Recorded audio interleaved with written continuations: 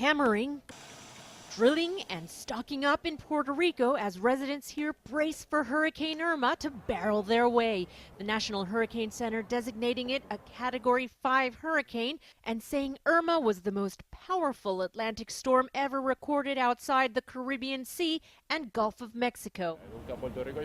I don't think Puerto Rico has ever lived through something like this. The storm-packed winds of 185 miles per hour on Tuesday afternoon as it headed toward the Caribbean and southern United States. Irma's eye was forecast across the northern Leeward Islands, east of Puerto Rico on Tuesday night or early Wednesday. A state of emergency has been declared in Puerto Rico and Florida, and some evacuations have been ordered in advance. Unlike other hurricanes where we take a wait and see what the hurricane is going to do, this hurricane is far too powerful, poses far too great a threat for us to delay actions any longer.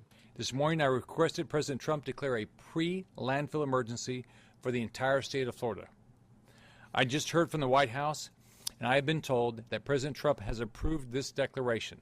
In Florida, residents are also lining up at stores to secure drinking water and other vital essentials. And Miami Beach has sandbags for residents bracing for the rain. The NFL is also gearing up for the storm, saying the Miami Dolphins will not play its season opener against the Tampa Bay Buccaneers at home on Sunday due to the potential impact of Hurricane Irma.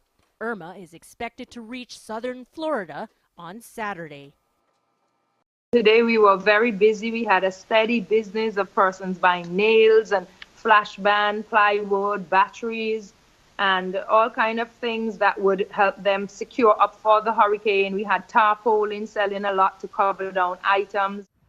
I'm expecting it to be very bad. I was around 22 years for Hurricane Lewis, and I've heard from what we hear from the weather reports that this one is going to be even worse. So I would say we're a little scared at this point, or very scared, but we're trying to show our confidence. But I think it will be catastrophic, and we're just going to do the best we can do. I know the shelters have been open since this afternoon, and there were long queues today at the supermarket. So I think we have been very well prepared here. Our Honorable Prime Minister, Gaston Brown, gave us good guidance. Everybody has been staying put, and we have battened down very well. And I think we're very prepared, and we're going to put the rest in God's hands and hope that everything will turn out A-OK.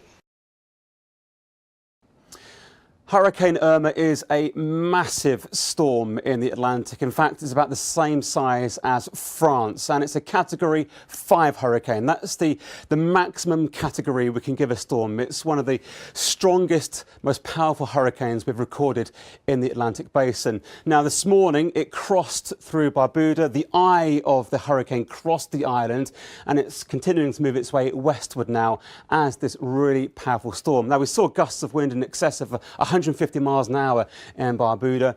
But as we go through the next few days, it's going to affect Puerto Rico, the British Virgin Islands, and move its way very close to the north of Cuba. Beyond that, it could well track its way towards Florida.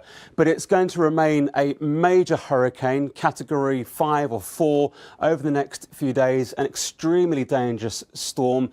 Wind gusts in excess of 150 miles an hour. And a significant storm surge. We're going to see a lot more about Hurricane Irma over the next few days. And of course, we'll keep you up to date with its progress right here at BBC Weather.